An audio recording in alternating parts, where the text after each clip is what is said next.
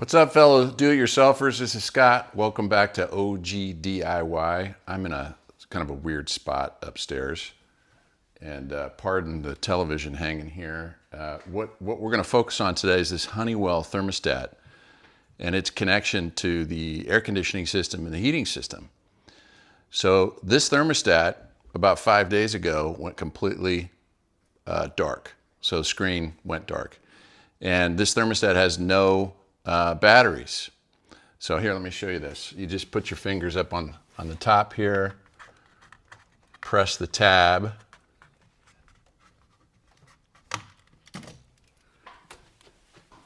Okay, no batteries, and it's just a logic plate here. So this takes a very low power voltage directly from in my case, I got a Carrier air conditioning heating unit upstairs, and the condensers are outside in the back. But so the screen's blank. Even when I put it back on right now, the screen's blank. So I went through and I tripped all the breakers, reset them, shut the whole power off to the house, tried to trace exactly what was happening. This is before I did a little research to determine that, the problem is up at the unit. And as I went through the whole sort of steps of trying to determine what the issue was, I also made an appointment with the air conditioning company locally here in North Texas, which, by the way, it's back up and hot and warm.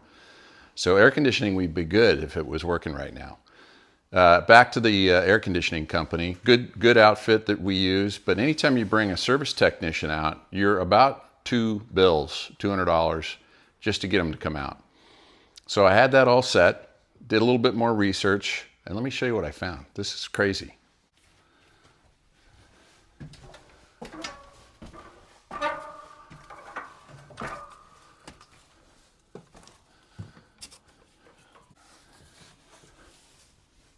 All right, so here's your standard Carrier unit.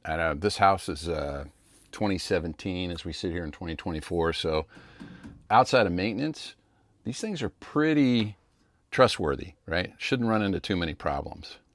So I got to fiddling around with this and I said, let's just open this up. Get her open. And I wanted to get to the panel up under here to find out what's going on. But look, see what's going on right here? There's a blinking light. And that blinking light, if you watch closely, 1, 2, 3, 4 long, then 1, 2 fast. 1, 2, 3, 4 long, then 1, 2 real fast. So I happen to have another unit over here on the other side of the attic, and I was looking at it, and it doesn't have this activity going on. At the same time, I don't have power to my thermostat. So next step, just let's get this panel opened up.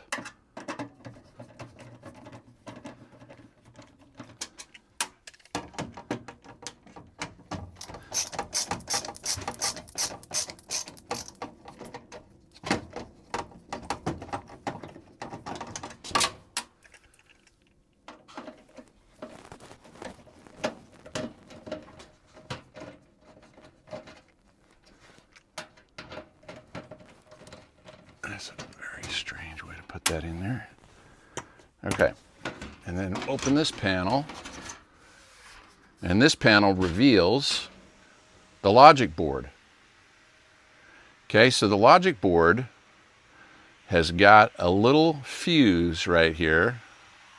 That's a 3-amp fuse.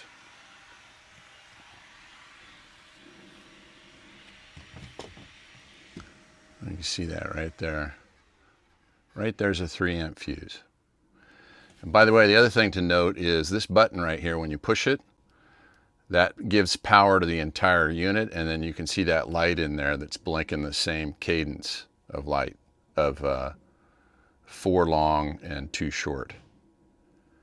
So look up that code for Carrier, and if you look it up on Google, it says check your 3 amp blade fuse. So I just happen to have a new 3 amp blade fuse. So if I put that new 3 amp blade fuse in there, press it in, and then I hit this button, which would be the panels on, so it can go ahead and power this unit. Hit that button. The light goes to completely fully on, which is what you want. Let's hope, I think it's the case, that downstairs, the thermostat that controls this whole zone in this unit is on as well. So what I'm going to do is let's put this back together.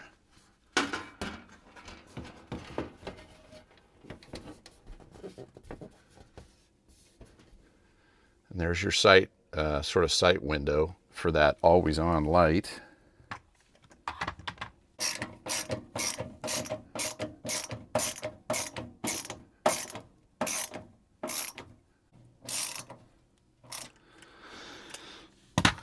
All right, so before I put the panel on here and I'm done, let's go downstairs and make sure that that thermostat, which is my hunch based on this 3 amp fuse being replaced, and it says right here on the directions, what you want is a light that's always on.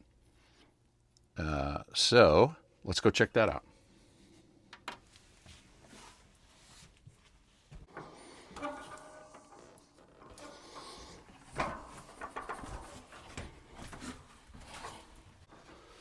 All right, do we have a thermostat that's powered? Let's take a look. And we do not. That right-hand corner, there should be a red light that's always on in that corner if you're powered up. So let's go downstairs and trip the breaker. Find the breaker here. Watch out, buddy. All right, in my particular case, it's not this main panel, it's the sub panel.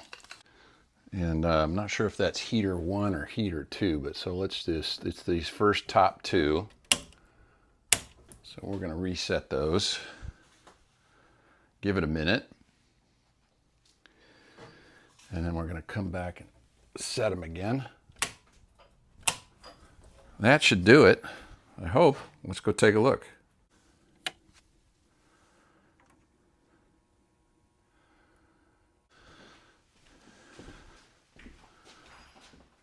Wow, look at that. We have a thermostat. So if we turn it on, it's on. Uh-oh.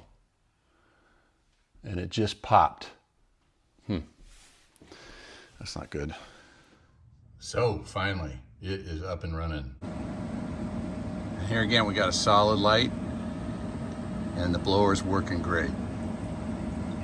The issue was really more about the condenser downstairs, out in the backyard. All right, so let's get around to the condenser units. Hey, Rafa. Carrier, good brand. These are from 2017. And this is the unit that was having problems with the 3 amp fuse, right? Up and running now, no problem.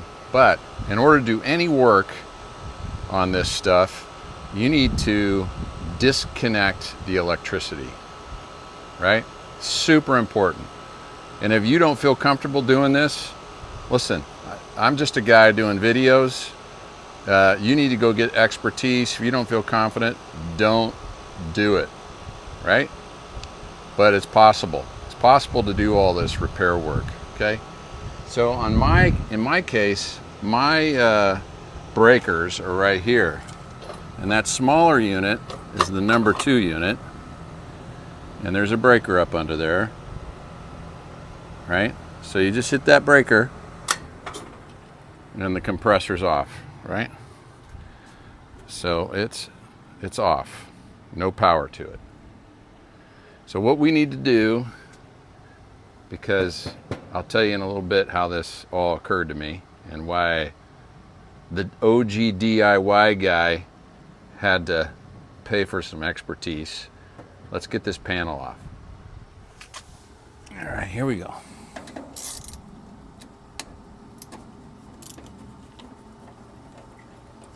Again, the power's off. Make sure your power's off.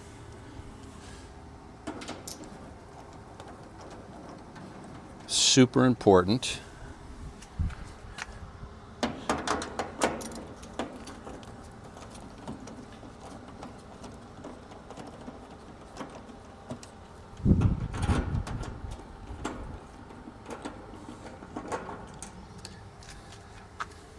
Okay.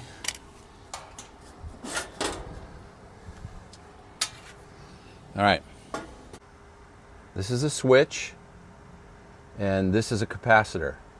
You can look both of these up on Amazon, and you will find that both of these are very inexpensive. This little number right here, $14.99. And by the way, it's made in China. Here's the part. This is the part that failed. And that's it. And it's essentially a switch. Right? You got 240 going in from the house, and it needs to get down to 120 in order to run this unit, and this switch is what does it.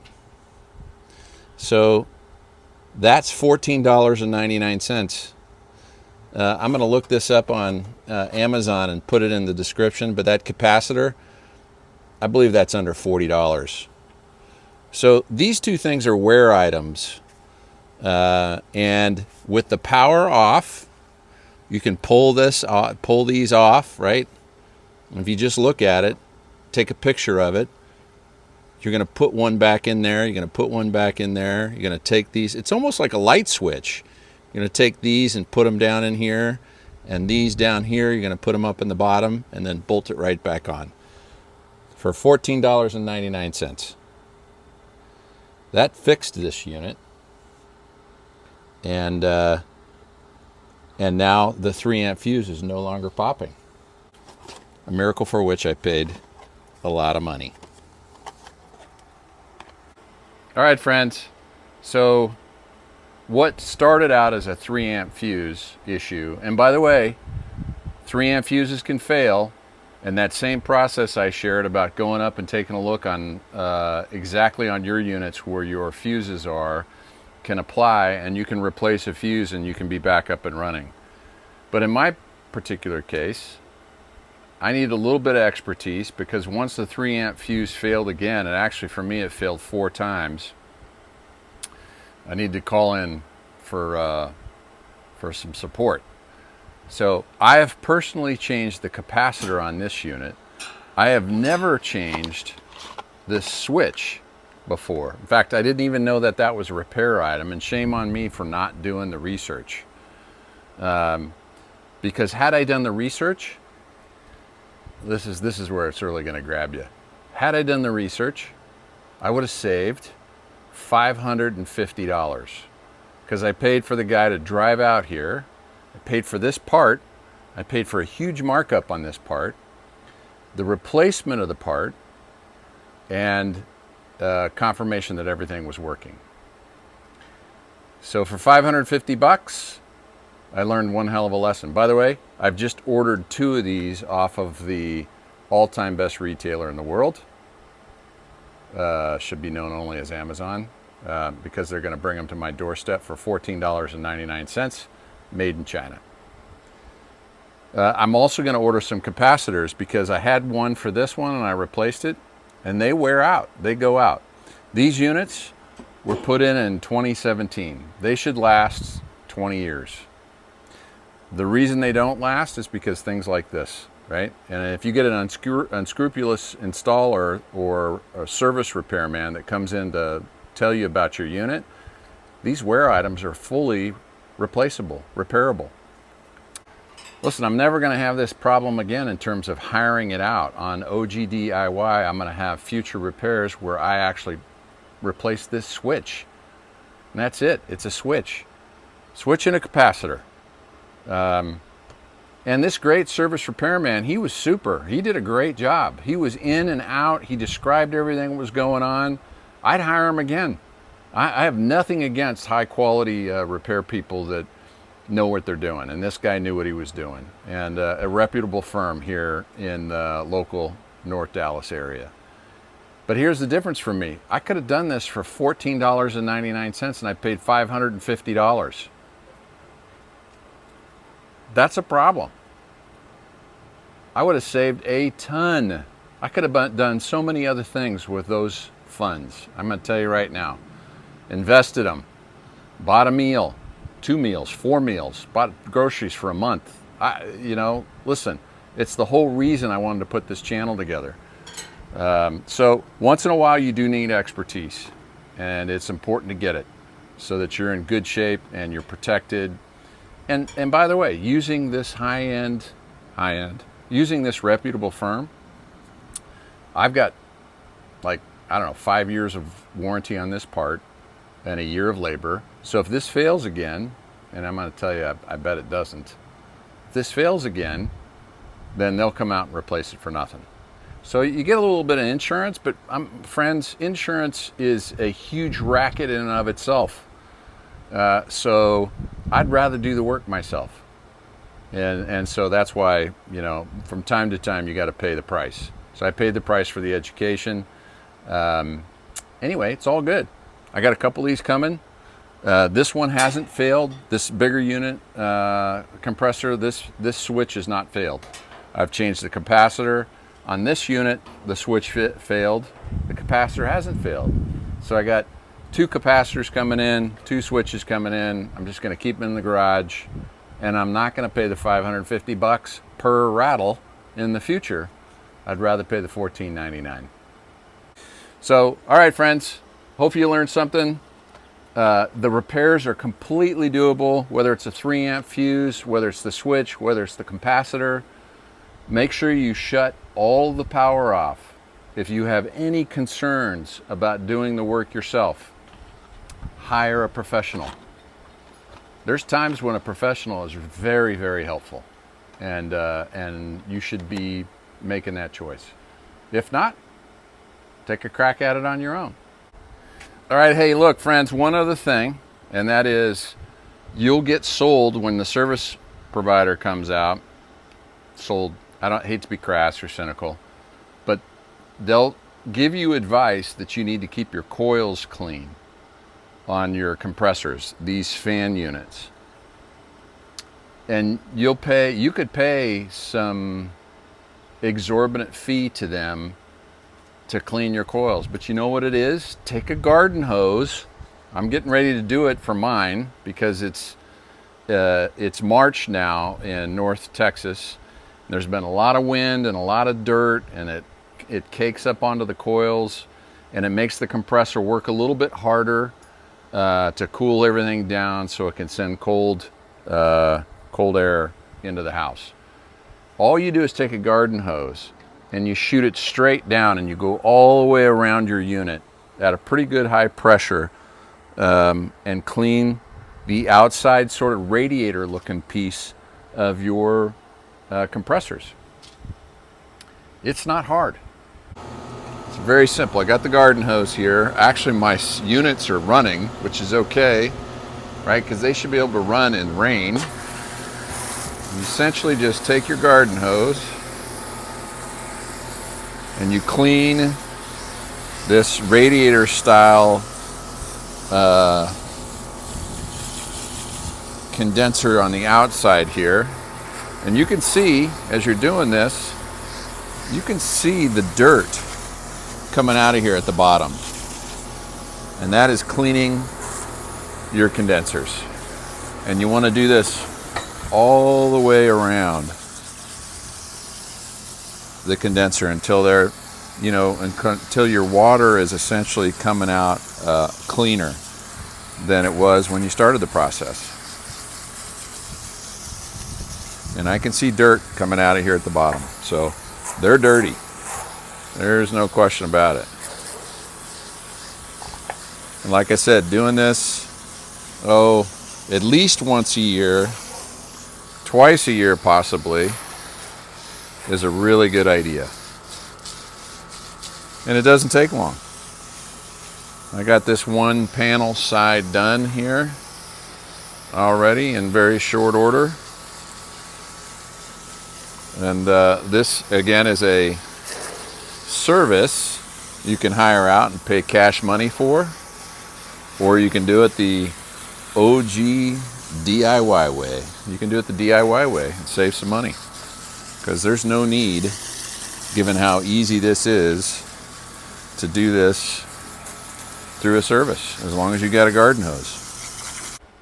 Great having you with me. There's going to be more coming on OG DIY. I got a bunch of projects.